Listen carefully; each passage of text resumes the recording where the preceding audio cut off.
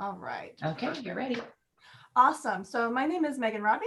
I am a Disability Support Services Coordinator, typically at the Leonardtown campus, sometimes La Plata. And I am joined by Renata, who is at our Prince Frederick campus, and also in the retirement of Glennis. We are both splitting the La Plata campus this until future notice. All right, so I'm going to go ahead and get started. Let me go ahead. There we go. Renata? Okay.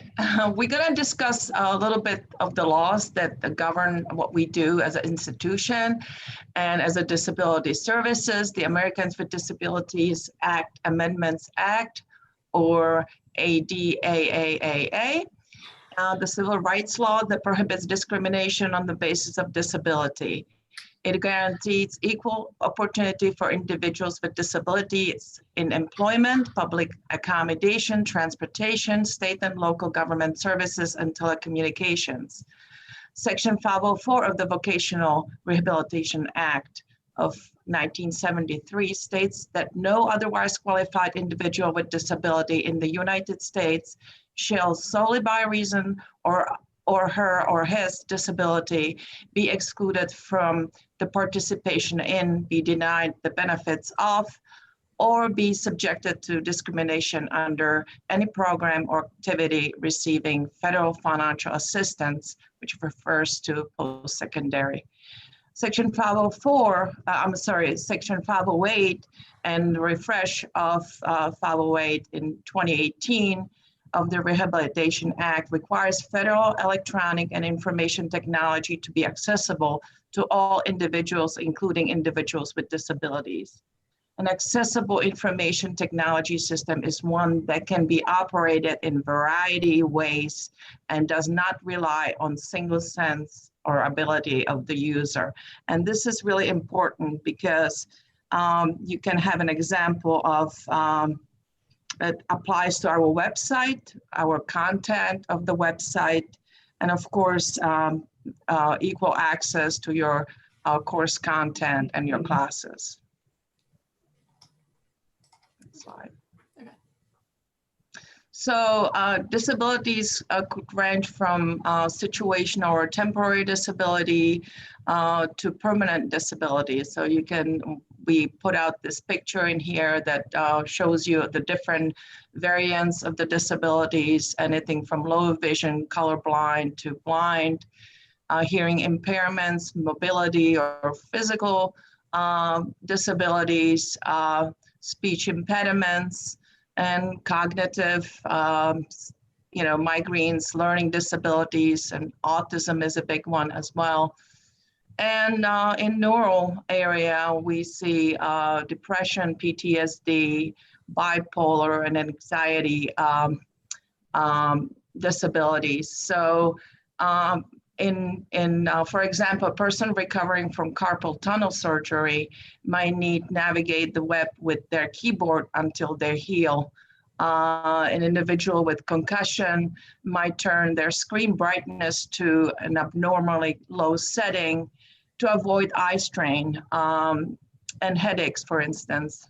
Or they may need to limit their time spent on looking at the screen, which may affect testing and learning times, so that would affect that. And as they range between situational and temporary impairment to permanent disabilities. What I love about this graphic too, guys, is that it really shows kind of the difference between accessibility and accommodations, right? So when we make things accessible for everybody, there's some things that can be built in. Some of these things are just situational requirements, right? Background noise, the dog barking in the background, and being able to turn on captions so that I can pay attention still.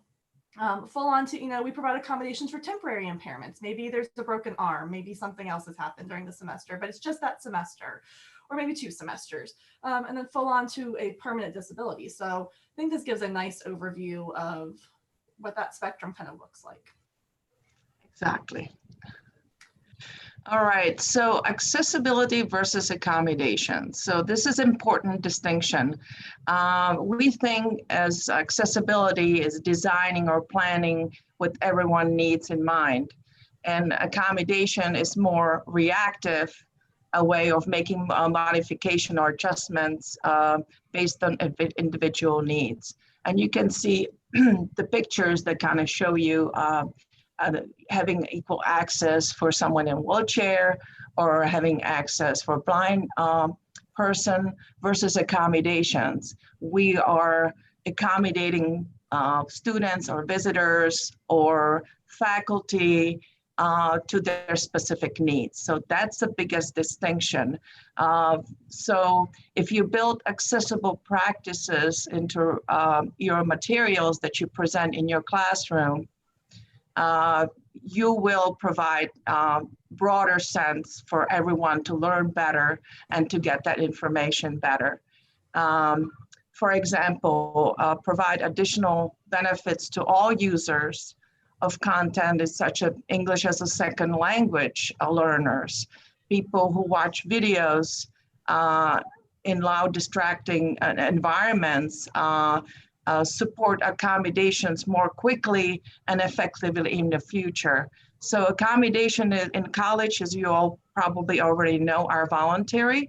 Not every student want to apply for accommodations at their choice.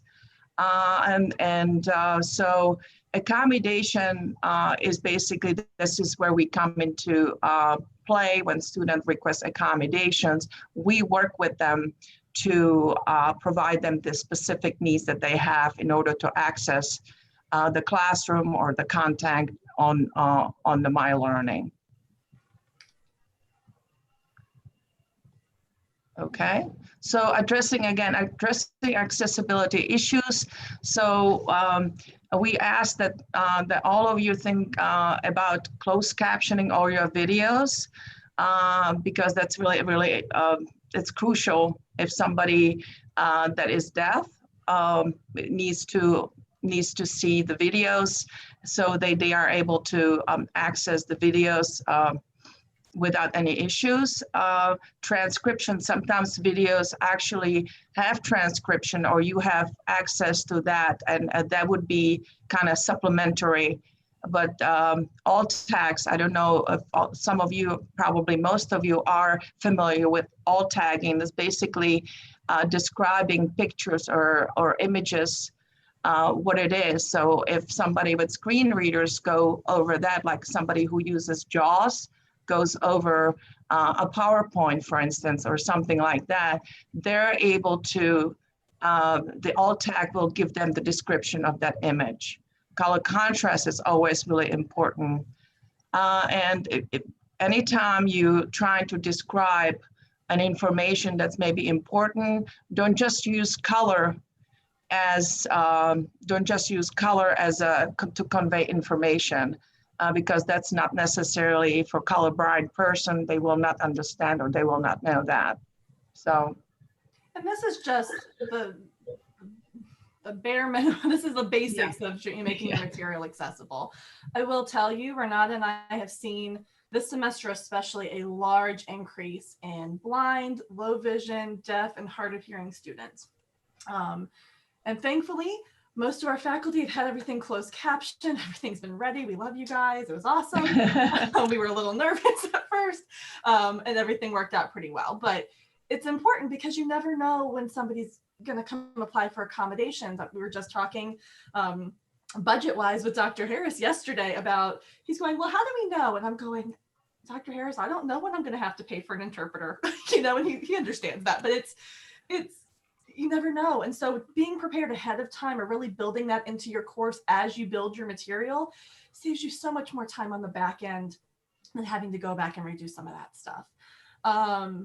The other thing, and I know we're not going to talk about a lot of EIT today. I'm sorry, Brian, I'm going to reach out to you offline. I know you had a lot of questions about EIT. A lot of basic things. If you guys don't know about the Microsoft has an accessibility checker for you. It's become so user-friendly in recent updates. Use those kinds of things to check your Word documents, your PowerPoints.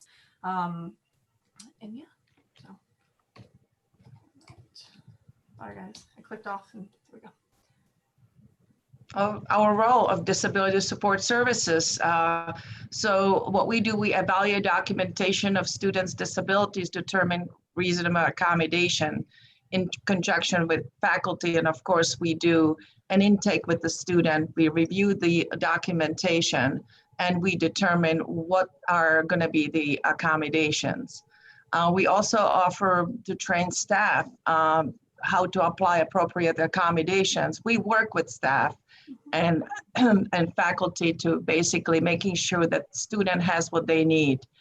And we obviously also train assistive technology. We offer training for students. We offer training for faculty. So we do a lot of those assistive technology programs that actually helps all of us in the long run. We collaborate with Tri-County school system and students transitioning from high school to college. And that is actually very important and has been growing every year. We provide Tri-College for a Day, for example. We work with different agencies, and we do the Transition Expo every year that actually invites different agencies and like DOORS, Disability Rehabilitation Services, and transition coordinators from Tri-County High School to present what they offer. And of course, we invite our staff, the CSM staff, to also kind of show what we can offer in a way of accommodations, in a way of admissions, in the way what type of programs we offer. So all of these things we also do in disability support services. Okay, and we're a pretty small group today, guys. So if you want to jump in and ask questions, please feel free to do so. I'm checking the chat. I don't know if you guys can see that as well. Has anyone not seen an accommodation before, the accommodation plan before? Has anyone not received an accommodation plan from DSS yet? I'm hoping most people have seen this document before. If you haven't, let me know. So this is basically what it looks like. We bullet point out those accommodations of what that student needs in the class. This is a pretty basic one, extended time for tests and quizzes. And I wanted to point out too that actually includes any timed activity, truly. So we've had a couple situations this year where there have been timed homework assignments. And so any sort of timed activity that would apply to, not just tests and quizzes. Use of taking your test in the testing center, that's a big one for a lot of students as well. Use of calculator, digital recorder. This is a very basic accommodation plan. You can see here that requests for accommodations that create an alteration of the course or an unfair advantage for the student are not supported by the law. So we really want to make sure we're leveling that playing field for students, right? We're not trying to give anyone a leg up or an advantage over any other student. We're just trying to balance that out for them because they're at a disadvantage in a lot of times. Other thing I wanted to talk about down here, all students are expected to adhere to the student code of conduct. Having a disability does not make you immune to the code of conduct. It does not mean that you can say horrible things to your professors or be inappropriate. It does not mean that you can go grabbing people on campus. We've seen some things before where students are like, oh, it's part of my disability. No, you still have to follow that student code of conduct. Okay, I think we're gonna touch about some of this other stuff later too. Back of the accommodation plan, this is the part we ask you to sign. Basically the student signs saying that yes, that they agreed to this plan. We talked about it. We created it together. It was an interactive process. And then professors sign saying that they understand the plan, that they agree to it, and that they know that they can call us. If you have any questions, if you don't agree with the plan, if it's going to alter your class, if it's going to interfere with something, please reach out and let us know that. And feel free to, signing this part gives the student's giving us permission to talk to you. Okay. One question we got, and this was great because it has been, everyone feels this way. The remote learning has been interesting for sure. In a remote environment, how are faculty receiving accommodation plans and how should they be signed? We are still getting out accommodation plans. Students have still, the students are there. Nine times out of 10, the student is going to be emailing it to you. We've instructed the student to email it to the professor. They'll either attach a Word document or a PDF. And you guys, the signing process, because everything is just what Dr. Abel said, maximum compassion, maximum flexibility. We're trying to be flexible too. If you guys want to sign it and scan it and print it, and that's fine. I'm okay with that for sure. If you just want to respond to the email and say, hey, I received this, I understand, I don't have any question, whatever that is, I accept and understand, that's fine. We'll kind of take that as your signature too. Under normal circumstances, you would actually take if we would be on campus, you would take this plan and you can, the student would sign it and then take it over to their instructors and then we would get it back. Now in a virtual environment, that's really not necessarily works that way. So we try to be very flexible. As long as they send it to you, it might be signed, it might not be signed, but as long as you respond to that email, you should be fine. And Judith asked the same question. Yes, Judith, as long as you acknowledge it or receipt or say I received this, whatever you want to say, just respond to that email and that's fine. And that kind of serves as a signature. And the question too about if you distribute lecture notes as a PDF, tagging things, tagging images, I'm not honestly as familiar with. I'm more familiar with like Microsoft Office Suite with that kind of stuff. But we can kind of talk offline, Judith, about how to make some of that stuff accessible. Again, for those that don't know, this fall semester, we had a kind of a change up in our lineup, so to speak, of disability services. So a lot of our EIT professionals aren't here with us anymore. So they're still alive, but they're not with us here at CSM. So Renata and I have been really working to kind of bolster our knowledge on some of this stuff. We were always part of these conversations, but to basically give you the bare, we know enough. I'm not an expert in PDFs or stuff like that, but I can get you some of that information. Okay. So extended time. So basically from this point on, we kind of break down some of the accommodations you might see regularly and talk about some of the issues you might see. You guys, please chime in if you have any questions. Extended time is a big one. Like I mentioned, usually time and a half, which is 50% extended time, or sometimes double time. There's no such thing as unlimited time for testing in college. So a lot of our students come and they say, oh, I just need unlimited time for my tests. That would give the student an unfair advantage over other students, I would say. There's a difference between giving you extra time to process, extra time to understand, versus unlimited time to do something. Extended time for all timed assignments, I touched on that earlier. And building in extended time. So we've seen this a couple times throughout the years where a teacher or professor has said, well, don't worry, the test should only take them an hour. So I gave everyone 4 hours. So it's fine. I don't have to give them extended time. Yes, you do. The law is pretty clear and there have been lawsuits about that where extended time is extended time. So the whole class gets that 4 hours. Someone with double time is going to get 8 hours to do that test. So be mindful of timing your exams. Yeah, a lot of times that comes from somebody trying to be kind to the whole class, and you are being kind to the whole class. You're giving everyone enough time to process, and you certainly are the experts in that subject. But we can, I actually proctored a test this week, guys, on Wednesday, and the professor gave everyone the class period. The class period was 3 hours, 3.5 hours, I believe.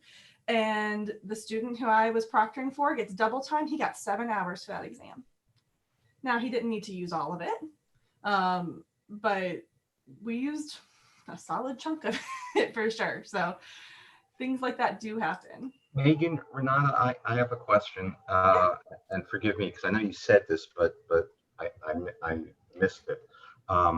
So what's the procedure right now for sending out letters, are you accommodation letters, are you emailing them to students and telling them to email them to professors? Yes, that's exactly what we do. So what we do is basically they send us a request for accommodations form. We in turn will send them updated every semester. They need to reapply. So we send them updated like a spring 2021 accommodations plan, and always put it in writing and in email. Please make sure to email it to all your instructors as soon as possible. So it is a part of our standard email, and we do require that from students. Now, some students, if they're brand new, we might occasionally send it directly to the instructors, but that's not a standard procedure. Gotcha. So folks, my recommendation, and I'm sure Renata and Megan would agree, is I would, in writing, confirm that you received the letter from the student, so you have a document with copy to Renata and Megan. So if there's ever a question down the road, you're all on the same page. And if a student says, well, I didn't get what I asked for, and your response is, well, the letter you gave me said you were entitled to A, B, and C, not D. Now we have documentation to back up that you and the DSS office did what was appropriate. Yeah, and that happens sometimes. You know, it's a great idea, Dr. Lee, because that does happen. And, you know, sometimes Renata and I aren't aware that there's a problem until November, you know, end of the semester, until April. And the students going, well, I asked for X, Y, and Z, and the professor didn't give it. And 9 times out of 10, you guys are giving what's appropriate and what we, you know, what's documented. Sometimes there's a miscommunication or misunderstanding on the student's perspective. Right. And along those lines, thank you, Megan. That's a good point. Remember, you've been told this, but I want to reinforce this. You do not, legally, you do not provide any accommodations without an official letter from DSS. If a student hands you an IEP report from high school, doesn't matter, that has to go to DSS.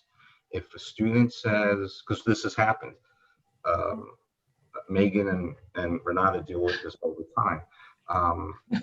Well, I'm dealing with DSS. My letter should be coming soon. It's not here yet. Okay, if that's true, that's unfortunate, but I cannot legally give you accommodations until I receive that. And the reason I'm saying this is because sometimes faculty will get pushback or complaints from students. Sometimes I hear complaints from students. Oh, you know, I'm looking at Pam, so I'll pick on Pam. Oh, you know, Professor Mitchell wouldn't give me what I wanted, blah, blah, blah, blah, blah. First of all, I know that's not true, because I know Pam. But secondly, you are not under pressure to give the student what they want. You're required to give them what they are entitled to under the law. So do not feel bullied or be scared like I'm going to get sued or I'm going to get in trouble with the institution. We're going to back you up with doing the right thing. And if there's any issue, obviously you go to your chair or your dean. You will always be supported for doing the right thing. Absolutely. Exactly. Great points. Awesome. And then Dr. Levy, you brought up another thing. Just so everyone knows too, first of all, if you're getting pushback from a student, please send them back to us. Say, this is not respectfully, this is not an academic issue yet. This is a disability support services issue. You need to finalize your accommodation plan with them, and feel free to send them back to me and Renata. The second thing would be accommodations are not retroactive.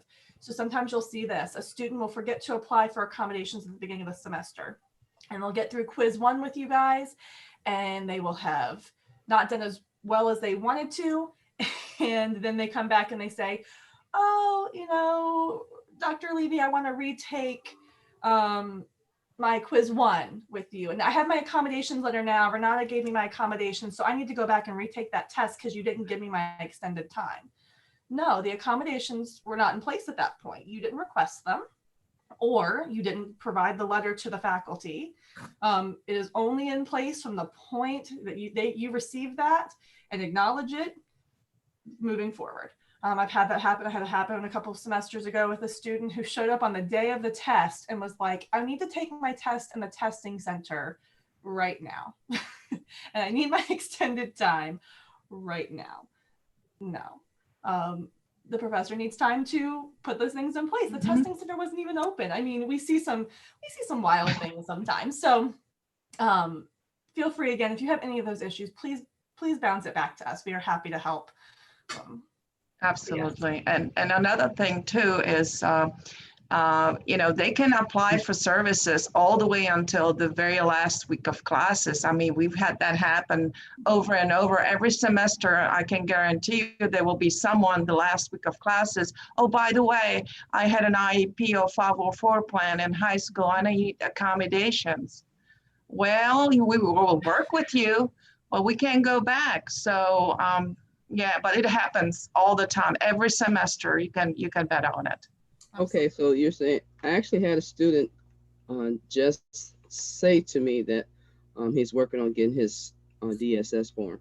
But he hasn't, the work that he has submitted, I'm glad you said that. So once I get it, I basically let him know that once I receive it, it's the assignments going forward, not anything in the back. Exactly. We're not going back. Nope. That's good to know. That's real good to know. Question though, you said that the students have to apply for DSS every semester. Correct. Why not just once a year? Is it a specific reason? That's a really great question. And students actually sometimes don't want the accommodation every semester, or they don't attend every semester. So we want to we want this to be interactive process. So they might want a different type of accommodation. So something can change in their disability. So it needs to be a process, but the beginning of the process is a lot bigger than like a returning students. They only have to do one form and send it to us. So it's not as complicated as the beginning. Okay. Services are also voluntary. Yes. So you'll see sometimes, not all the time, I advise students to send their accommodation plan to every professor, right? Because then it's in place if you need it. But occasionally we'll have a student who will say, I only want to send this to Professor Mitchell. I don't want to send it to Professor Jaworski. I don't need accommodations in my English class. I only need them in my math class. They'll and that's their right. They can choose that. And because of that, every semester they come back and it's a voluntary service. So maybe one semester they're saying, oh, I don't need this. And then again, like we pointed out, then it's their right to come back in October and say, just kidding, Megan, I need accommodations. I was wrong. We advise them to do stuff early, and we advise it just to give it to everybody so that it's in place, but it's their choice. So yeah, but that's a lot of variables for you all to keep going from one. I mean, that's a lot. You can come this way, this change this, and you got 6 classes. Well, I don't want to go this way. I'm like, oh my gosh. So there's no one fits into one bucket, basically, what you're saying with DSS. Everybody gets to be, it's custom configured based on everybody. Exactly. Based on their classes, based on their disability and their documentation they provided, based on their wishes. I mean, it's really an individualized process. And we could be talking about temporary accommodations too. If somebody has broken arm and and they will just need 1 semester accommodations, they might not necessarily continue. So it is interactive process, and we need to basically keep up with those students. I could tell you stories forever, but I had a poor student last fall when we were still in person, so fall 2019, I guess. She fell down the stairs the night before her final. And so she came into me with a sling. She went to urgent care and she came in with a sling the next day going, I have a final at 10 a.m. Bless her heart. She showed up at 8 a.m. and was like, excuse me, can you please help? We see all sorts of things, but she needed accommodations just for the semester, just for that test, honestly. It was, of course, poor thing, it was an essay test. So she needed help writing. So what would be the process to accommodate her since she just came in that day? We rushed. I basically said, okay, sit down right now. And she had her printout from urgent care. And I said, and the poor, she's obviously in a sling. And I said, okay, here we go. You know, accommodations just to basically, you guys, it was the last day of the semester. Accommodations just for the fall semester. And if you need something, if you're still in a sling in spring, if you still need help, if something's happened, let us know. And then we were able to put her test in the testing center. She felt comfortable typing it, and we just gave her extra time so she could type one-handed. And so we got in touch with the instructor pretty quickly. She was on campus already, and so that was helpful. But sometimes it's really a case by case. It's the seat of our pants. It can be rough. And sometimes it could be just like Dr. Levy just mentioned in the chat, that it could take many hours for us to kind of serve one of these students. And it could be a short meeting, just intake and everything, you know, could be done within a day. If the student has filled out all the paperwork, they already have the documentation, we can set up the intake, and we can get this done ASAP, like within 24 hours, but that's generally, it does not happen that way.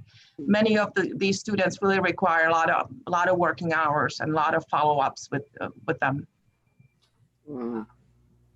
That situation I said was just kind of, like I said, was a perfect storm. Thankfully, the professor was on campus that morning because she was grading exams, trying to get grades done. You know, so it was perfect. But if I hadn't been able to get in touch with that professor, that student would have had to go and taken that test, and then we could maybe talk afterwards about, you know, she could show up with the accommodation plan. Maybe that professor would have been able to accommodate her. Based on, like I said, the poor thing was a sling. You could tell she hadn't slept. I mean, she was frantic, you guys. So I think we all would have taken a little bit of mercy on her, but it can be hard, yeah. Yeah, I mean, it seems like you all are kind of like always on alert. Yeah. Oh, absolutely. You really don't know when a student is going to come in and need assistance. Yeah. Exactly. Yeah. Wow. And that's why it's sometimes very helpful, since we work with all the instructors. I always give most of the instructors my cell phone number, because if there is any kind of emergency or anything like that, you know, they can call me, because there will be emergencies, believe it or not. It doesn't have to be 911 an emergency. For students, it's emergency. So, yeah.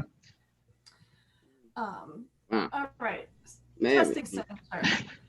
Brad, do you want to talk about the testing center a little bit? Okay. Okay. Current caseload, Mitchell. Yes. Oh boy. I think my current count between new and returning students so far, and people are still coming in, I'm at about like 70 so far. Yeah, I am a similar in that amount, maybe more, and definitely it's going to be more by the end of semester. I have two new student intakes next week already. I mean, it just depends on the week. Mitchell said he had one person with when you had hair with 200 plus students. Yeah, it can be rough. All right, testing center. I know we're not on campus right now, but when hopefully, guys, we're getting back there soon. So kind of want to just touch on this. Students taking tests in the testing center, lots of times that correlates with their extended time. It makes sure that somebody can proctor their extended time. That way you're not stuck in the classroom another 30 minutes, or maybe you have a class right afterwards. You can't stay with that student. So students typically will work with you and say, hey, don't forget, I have to take my test in the testing center. And you'll say, okay, great. What we really like them to do is to have the same time that they would normally show up at class, right? Like if we can work it that way, where if you have class from 10 to 11:20, they just show up to the testing center.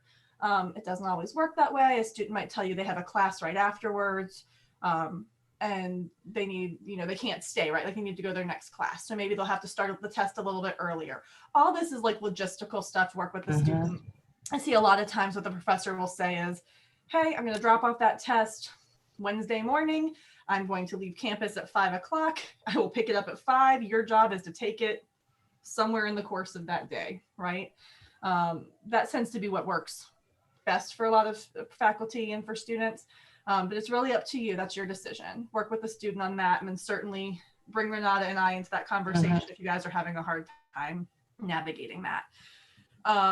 The student, like we mentioned, is responsible for working with the instructor, making sure that all that kind of stuff is in place prior to the exam. We don't show up the day of the exam and start harassing our core faculty saying, don't, no, that's not Pointing fingers. yeah. Your responsibility as the professor, as the instructor, is to deliver the test to the testing center and pick it up. That's once you arrange that with the student. Also, please make sure that like anything that they need is on that testing center cover sheet, right? So if they get extended time, make sure you mark that. Otherwise, the testing center is going to say, no, we don't see your extended time. Or, if they get a calculator, if they get something else, they can use scratch paper. Mark off all those things. And then the last thing, so especially in this RTT environment, Renata and I have seen a huge increase. Oh, sorry, guys. Oh my goodness, I'm a mess. I've seen a huge increase in proctoring tests. So I have a student, for example, who did just fine when we were in-person classes. She would take her test in the testing center. Life would go on beautifully. She has a seizure disorder. So now she doesn't really have any other options. She was close to graduating. The only classes offered are either RTT or online, but extended screen time can cause seizures for her. So we've had this huge shift for her this past year and a half of me proctoring her tests so I can make sure she gets breaks, of segmenting her exams into different parts so she can take a part, break, go walk away, go take a nap for an hour or something and come back, putting her test into a PDF format as opposed to a screen format so she doesn't have to stare at the screen. That was something before RTT classes we didn't really worry about, right? You took the same format of test as anybody else did, but she didn't really have an option. The pandemic and what was being offered to her, that's what we had to do. So essentially what ends up happening in that is that you would send me, Renata, sometimes it can be a scribe, the test, and we would proctor it for that student. And then that student would either email the test to you or they would send it to us and we would send it back to you after that determined period of time. Let's see, chat. Yeah, we definitely need to be creative when we are trying to assist students to making sure that, and we work with them. So this is where all the hours sometimes we spend on kind of coordinating everything behind the scenes, the scribes, there we go, the scribes. So we hire scribes on temporary basis. And, many of them actually stay with us every semester, but, with this virtual environment, actually, we found a lot more students with vision and hearing disabilities also want to attend, which is a great thing, but we always kind of are struggling to filling the scribe positions. And we need to hire them and we need to train them and all that. So their responsibility is to be a pen, a true pen. Sometimes it could be easy for an instructor kind of to try to initiate conversation with the scribe, which is sometimes, but that's not necessarily appropriate. They're purely there to take notes. They're the pen. Or maybe proctor an exam with the students, just like we mentioned earlier. If student doesn't come to class, the scribe can wait, a certain period. It depends on the class time, but they will wait a little bit, like 15 or 20 minutes if it's a regular class. If it's longer class, maybe half an hour. But they're gonna leave if the student is not there. They're not taking any notes until the student comes in. Yeah, don't be offended if they get up and leave. It's nothing against you. Yes, scribes are not personal assistants or tutors, right? They don't do that. They may proctor tests. In RTT classes, we have seen some situation. They have some issues with accessing the course. And sometimes if there is scribe for certain classes, they're specialized like chemistry labs or something like that. We might even ask for, scribe to have access to the course information. So we might ask for that of you sometimes. And lots of times DLF helps us with that, and we just ask for Yes. the instructor's permission. And that scribe is not doing anything other than, you know, again, situation that comes to mind is a chemistry lab. We had a low vision student. He literally couldn't, even with his assistive technology, he could not read the tiny numbers on the lab report. So that person is also a qualified reader. They've gone through training so that they can read things to students. And so that scribe really just entered the class to read the lab report numbers to him, or to kind of help him with some of these virtual lab reports. Dr. Levy, yes, the scribe, the recordable pens. So we have those, and students do love them, and we do use a lot of them. But sometimes, and you know, there's situations where the student's a quadriplegic and they really can't Absolutely. take notes, or you have a deaf student who's watching the interpreter, so they can't take, you know, it's too quick, it's too much, they can't do that. But yeah, majority of like students with learning disabilities, for example, yes, like the students love, you know, yes. I'm independent, I don't have to depend on someone else. And I'm telling you, my last institution, we saved like $80,000 a year by switching to the pens versus the scribes. They're awesome. And it's a specialized paper, guys, and then it'll kind of scan into the computer, and you can actually go back and like touch where the notes were, like what you wrote down, and it starts recording from that point, so you can hear what the professor was saying at that exact moment you wrote that. It's really just awesome. I didn't know you all had that. So LiveScribe, I think it's called. It's LiveScribe. We have a couple at each campus. And I had a student last semester who had to use it. She actually got to come on campus for a hybrid course, and so she used it. Interpreters. I know we're kind of running out of time, so I'm going to kind of go quickly. But if you ever have an interpreter in your class, some highlights for that. Make sure you're talking and engaging with the student, not the interpreter. The student might need some extra time to respond, because obviously they need to watch the interpreter for what you're saying and then to respond to you. So if you have any sort of timed class assignments, or you're expecting a quick response from the student, they might need a little more time to respond. Students who are deaf almost always have a scribe, like I just mentioned. They need to be watching the interpreter, and they can't necessarily take notes at the same time. We have a situation this semester where, depending on the length of the class, or depending on like the jargon, this is a business law class, there's actually 2 interpreters in the class, because there's so much finger spelling and so much intensive jargon that they have to use. So sometimes you might even see 2 interpreters in the class. The other thing we've really seen a huge increase in with the RTT classes is CART services, or live captioning. And we would certainly reach out to you to tell you how to set that up. There's some things you need to do in Microsoft Teams or in Zoom to turn those features on. They don't automatically get turned on with Zoom. So we would work with you on that. And I actually, the live captioning, we set it up for a student this semester.